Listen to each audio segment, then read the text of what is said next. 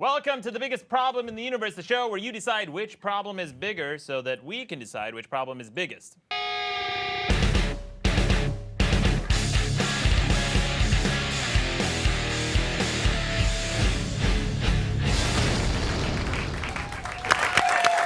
guys.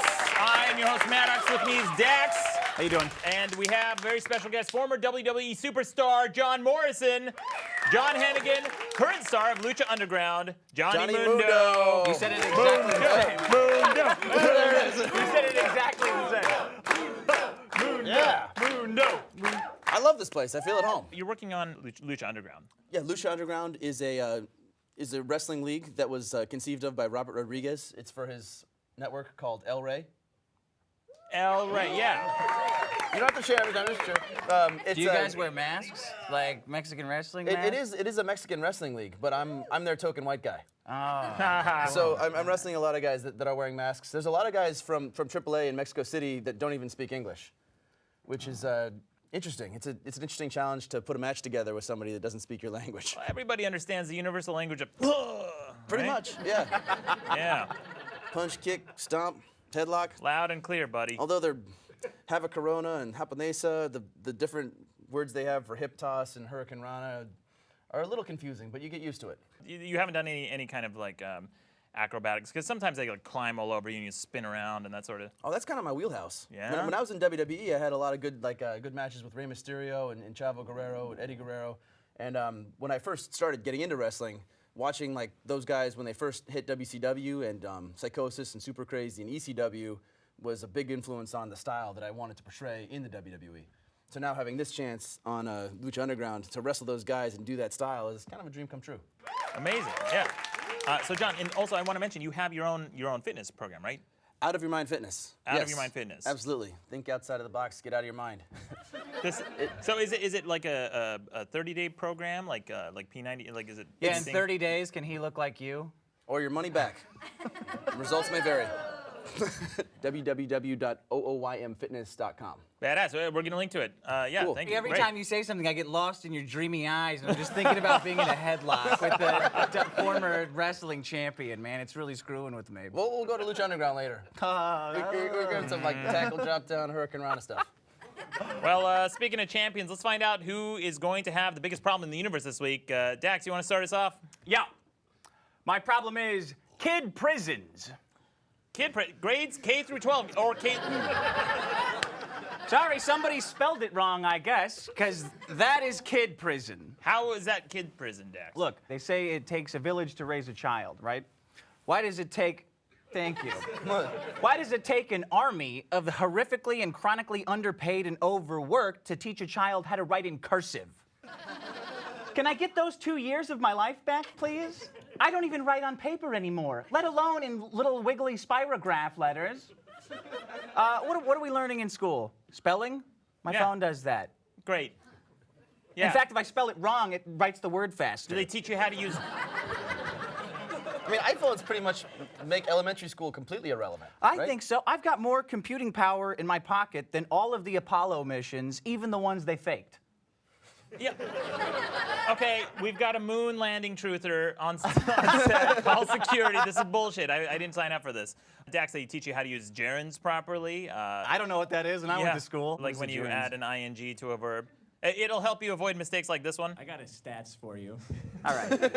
Definite articles, indefinite articles. You know, those sort of things you learn in school, kid prison as you call it. Yeah. What do you have? What's your problem Look, with school? is there anything you learned from school that you still use? Yes. Aside from dioramas. I use dioramas all the time. I don't use PowerPoint. If I'm in a business meeting, I only use dioramas. Can I use those dinosaurs, Yeah, let's see, please? let's see. Let me Okay. get these Okay. dinosaurs. Visual aid. Great. He might have learned this in school. Yeah. Like I'll go, ladies and gentlemen of IBM, last quarter your profits were a stegosaurus. This quarter they're going to be a raptor. Thank you, kid prison. Thank you. Is kid prison? Is it, are we going all the way from K to 12? Is it Like the graphic said. like the graphic said? I couldn't tell if the graphic was a mistake or not. Yes, we are. Some of the things that I learned in school that I would still use are like the type of stuff that I learned in like junior prom. You know, like the social aspects of kid prisons. Like what kind of how to social interact with people, like what cues a girl is giving you non-verbally, you know, on that first date. We don't know anything about that. Can you demonstrate? Can you tell us about what a clue a girl? I'm gonna need a volunteer from the audience. Yeah. Yeah, I get that all the time. Are there others? I get this Well, one. even that means something. So I'd say like socialization is something that maybe you could take away from kid prisons. Although Yeah. if you weren't in your kid prison, you would probably still learn those skills. Well, I'll tell you what. Kids spend 7,700 hours in school. Throw in homework, you're up at 10,000 hours. That means you're a master at something. You spend 10,000 hours on something, you're a master. Yeah. What are we masters at? Baiting? What? Okay, great. Yeah, good one. Here, Look for the here you go. basket joke. A little applause for that. And a baby laugh. No, you become a master. First of all, it enriches your life. Isn't that you can make a case for that? Also, I learned how to bullshit my way in school. You can bullshit your way through assignments. I was the master. Here's what I mastered. I mastered cheating my way through term papers. You want 8 pages? Oh, here you go. Here's 8 pages with increased indentations, tinier margins, a little bit cheat here. I found fonts that were 3 pixels bigger, and that cheated me 3 extra lines per page over the course of an entire essay. That's your defense of school? Well, I mean, it's what he's made his living on, right? Writing, Yeah. writing books, Yeah. Yeah. blogging. Oh, you guys think you're getting 200 pages? Count your words, my friends. Yeah, it never stops. Okay, so okay. Well, that's my. But let me also add, fuck homework. Great. Right? Hey, man. Yeah. Yeah. Awesome. Yeah. Come on, Very- the only thing that keeps me going as an adult is the memory of summer. It's still here, right? Although it doesn't mean as much without your kid prison. John, do you have a real problem for us this week? Okay, my real problem, my gripe, based on the last 2 weeks of like fitness and acting and Hollywood shuffling, is advice givers.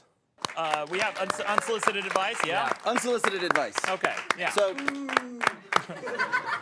thank you. Can you right? knock his ass out, please? I want to see if he votes for me first. And then maybe. So this happens to everybody at the gym. And sometimes it happens to me, but more frequently I'm just kind of like a witness of this. Somebody's doing an exercise, maybe they're on a lat pull machine, and somebody else is like, It's the one that does this, right? yeah, works those lats out. I go to the gym too. Somebody else might see Dax like doing the lat pull machine and say like, hey bro, like before you do that, you should really retract your shoulders because it's gonna impinge a nerve and it might like lead to some complications down the line. And like, dude, he doesn't care about that. He just wants to get swole and drink a smoothie. It's unsolicited advice.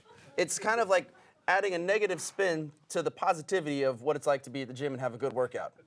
One example. 2, you're on set. And for me, being a pro wrestler that's ventured into this world of acting, very frequently, another actor trying to bond will be like, so like, what kind of acting stuff like have you been doing? Be like, oh, you know, I've been taking acting classes. I go to a coach and stuff.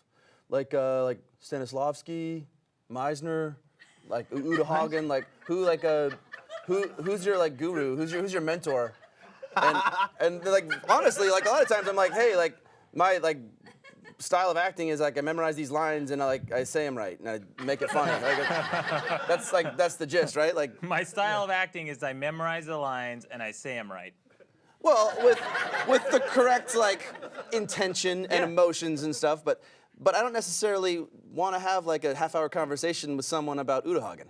You know, Yeah. I want to be on set. I want to do the scene, and I want to think about like my intention and what I'm doing. I didn't ask for advice or someone's theory about like Meisner or the cup exercise or any of these weird things. Let me tell you how you can stop getting all this advice. No, I know what you're saying. Thanks for the advice. Yeah. Well, they get in this like zone where somebody's giving you advice you don't want, and no subtle clue will make them stop. Like you can just give them the craziest look, and they will just keep going like a train that's out of control. You know, I do this move. I do this move where I stand up and I'm like standing there and I start giving them the shut down body language, like, okay. and then I put one foot out, heel forward, and then I just kind of rock back and forth like I'm about to walk away. One of those. If that doesn't do it, at some point I'm like, okay, well, and then I'll reach into my. I faked phone calls too to get out of. I've done that as well. Yeah. But a true advice giver, like someone that like immediately assumes like the mentor role in like a relationship with someone that he's never met or she's never met, won't be put off by that. Yeah. Yeah. I've been. They're I've the been type of person that will be like, oh, who's calling? Oh, really? Is it a work call? Oh my God. Those type of people specifically are the problem. It's worse than being cornered by a bad party guest. A conversation you can't get out of, literally in the corner. One thing worse is somebody who's in that situation and they're giving you advice. Yeah. Here's some advice. Right. Fuck off. And then the other problem is like a lot of times like if you're at like a gym and you frequently see the same person doing this advice thing, or if you're on set working with somebody, or it's somebody that you work with, you can't say fuck off because you're gonna have to see that person repeatedly. Yeah. You have to like. That's what the gym is like, man. Gotta It's see rough, these dude. dudes around every time. Yeah, Real hostile environment. You're gonna see that bro the next day, Yeah. and it's easy to tell him to fuck off if he's giving you advice personally, but to like just stick up for some random gym goer, you can then maybe like attract like another person that's gonna like follow you around and then like ask for advice, and then you've assumed the role of unwanted advice. Oh my God. It's just You're like it the like never ends. You're like the opposite of a guru. You are somebody who just constantly like gurus come to you. They're like, I'm gonna fix your life, buddy. Yeah. Hey, speaking of that, yesterday when I said I think I might be coming down with a cold, well, who the fuck went on a 5-minute rant about what I should do? Like I've never had a cold before in my life. Yeah, 5-minute rant. Try 2 words. Flu shot. Get it. Get it, you anti-vaxxer. All right, guys. For a cold flu shot, like Yeah, it's the same, you know. No, it isn't. if I could Okay. teleport myself to last week, I'd jump in on this debate. Let's get to the real biggest problem in the universe this week, huh? How about the Huffington Post, huh? Yeah. Yeah, a smattering. Okay, we got some fans in the audience. The anti-Maddox. The Yeah, Huffington Post. The Huffington Post, the aggregate kings, the people who steal everything and pay nothing. Ariana Huffington makes $315 million, and she has nothing but people who work for free for her. But that's not my biggest problem with it, right? The Huffington Post has this agenda. They have all these like women empowerment articles all the time and talking about how bad it is to objectify and sexualize women, right? But and in fact, they criticized an ad by Alexander Wang. Have you guys seen this ad? This is what they said. They said about this ad. They said it was tired. Yeah, they said it was tired and sexist. That's what they called this ad. And yet, the Huffington Post has articles like these: Jessica Biel rocks a bikini in Hawaii. Oh, newsworthy. Great. Thanks for the photo. Sofia Vergara poses in bikini bottoms on the cover of Shape magazine. Thank you, Huffington Post. Didn't know that. Olivia Wilde goes braless in racy black suit for Rush premiere. And by the way, this goes on. They have like 30 different pictures of her, like barely cleavage, very cleavagey. Let's go on here. We have Katy Perry ditches her underwear on the Area Awards red carpet. Wow. So part of the problem is they're hypocrites. Oh, huge everything they do, hypocrites. they're huge hypocrites. Oh, it goes on, buddy. Listen to this one. Katy Perry's see-through skirts. Singer flashes her underwear in sheer outfit. All right. Photos. Yeah, and this is just article after article after And article. it's one of those things where you probably have to click next every time to see the next page. So 'Cause they want those get ad those views. clicks up. And there's a pop-up. You've heard of these, apparently. I think you've seen this article. Yeah. Let's see. We got more articles. It never ends with this. Katy Perry stuns in revealing swimsuit on GQ cover. Great. Again, great article, Huffington Post. Way to not objectify or sexualize. Next one, we have Katy Perry channels Lolita in sexy bedroom Twitter pic. An article so urgent that they made this video to go along with it. This is an actual news segment. Charismatic World Tour posted on Twitter a suggestive selfie. She appears in a cleavage-bearing black lace lingerie while lounging in what appears to be a bed and giving a sultry stare. What the fuck was that? That was a Huffington Post news segment. Would you say that there's any positivity to the extra traffic that like the Katy Perry bikini pics get to the Huffington Post for their newsworthy articles? Not for the newsworthy articles so much as their bank Softball. account, maybe.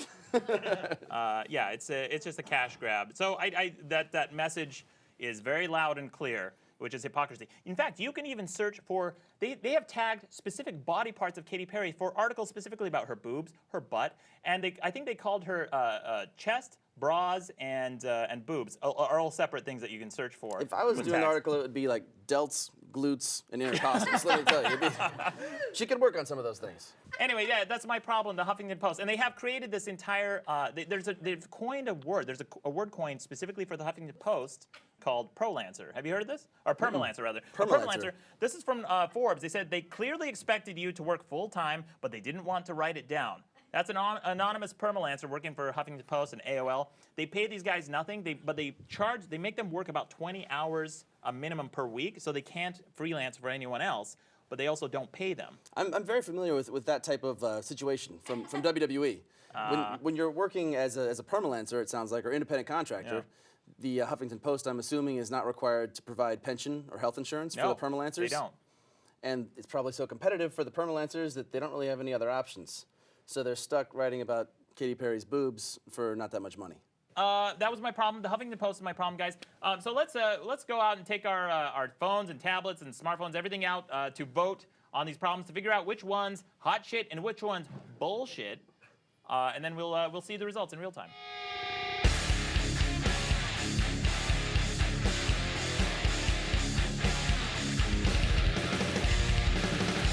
All right, the voting has completed. Let's figure out what is the biggest problem in the universe this week. Come on, baby. Alex! Yes! Bullshit! Yes! Thank you.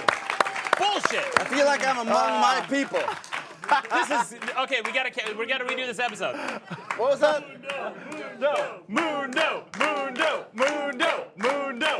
I love this show. I'll come back every week. Congratulations. It's a great being on the show. It's even better winning the show. Thank you to the You didn't win. the Jontourage down there. The Johnny Mundo, the Jontourage. Much appreciated. Mundo chance. All right. Well, we're gonna do a recount because this is. Is that a thing? You can do a -6. We're doing a recount. I'm going.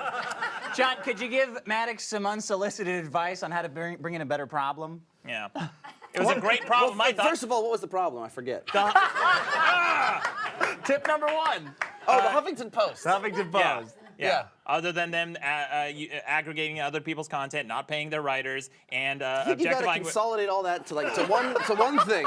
I'm just saying, like, I mean, you do this, but I've thought about it quite a bit too, like this YouTube, this internet stuff. Yeah. So let me just tell you, you need to see. It's just corroborating the fact that unsolicited advice is so annoying. Anyway, this episode was horseshit. I'm sorry we have failed you. Perhaps in a future episode we will produce a problem that is worthy of your votes and time. Apparently it is not this episode. So until next time, I'm Maddox, this is Dax, and John, thank you for coming. This is the biggest problem in the universe.